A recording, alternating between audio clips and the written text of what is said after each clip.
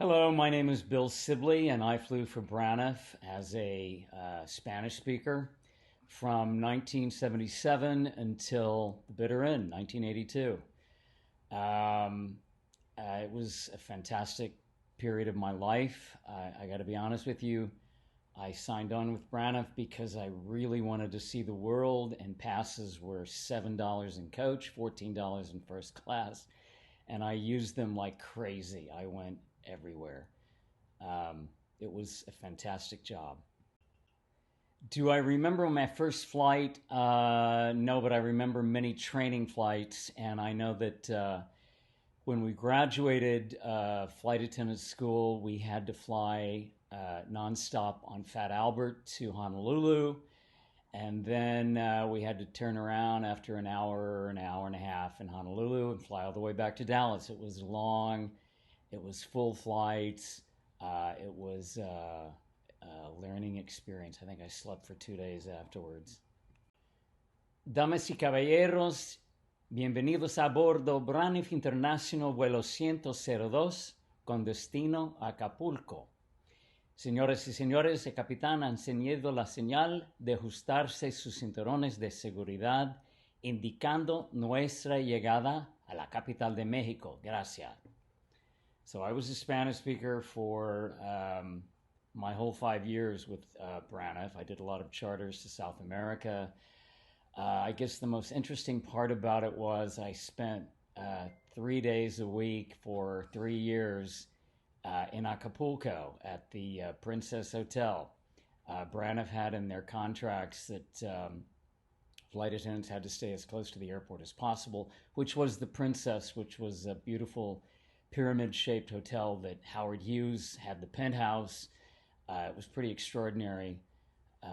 Lots of stories bringing people back from Acapulco adventures. I remember taking Tina Turner back to the United States on New Year's Day. I guess she'd been performing down there. She was not in a very lively mood. None of us were. Get my hair straight. Training and grooming, yeah, very extensive. 6 weeks of intensive training. One of the things that always puzzled me, they said if the plane crashes into the ocean, you need to get the life raft out and everybody get in the boat. And I'm like, wait a minute. We're not going to be crashing into the ocean. That isn't going to happen. Anyway, learned how to do it. Never had to do it, but it was intense.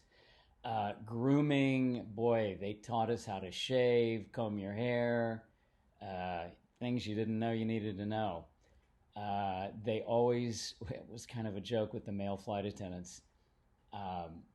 One of the teachers would say to the women flight attendants, you have to walk down the aisle of the plane as if you're holding a dime between your fanny cheeks. And so that guys on the plane would walk up behind the stewardesses and say, "Oh, gee, here, you dropped your dime."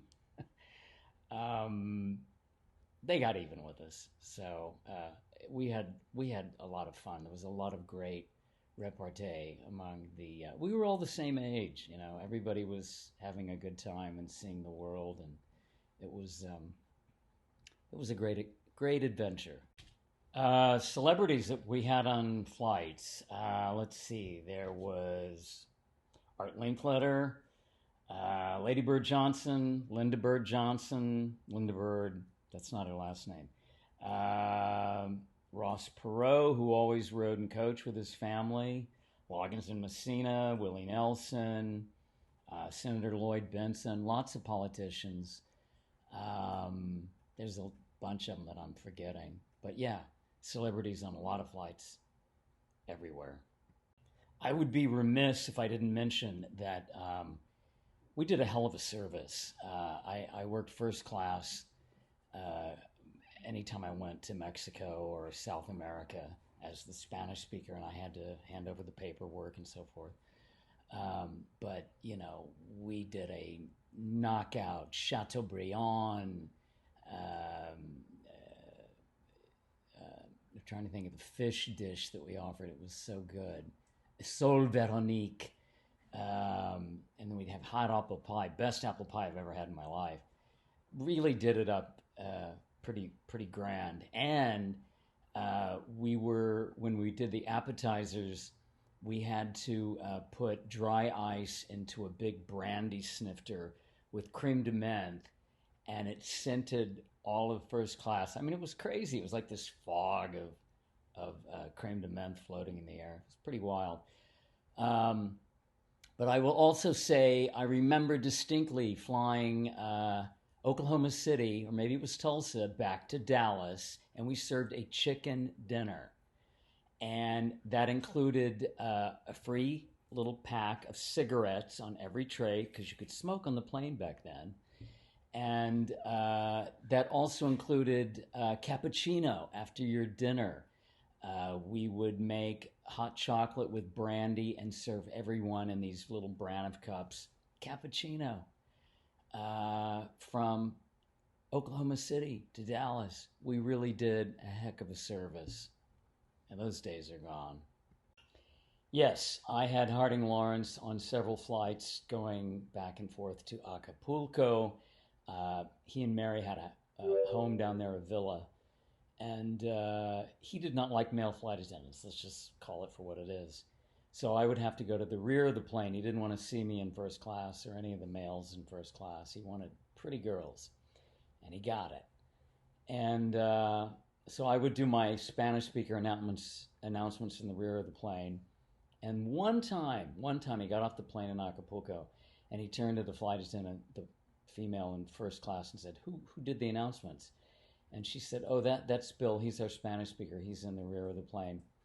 And Harding looked at her and he said, he's good. And that was it. You know, that was the only compliment I ever got from Harding Lawrence. But it was appreciated.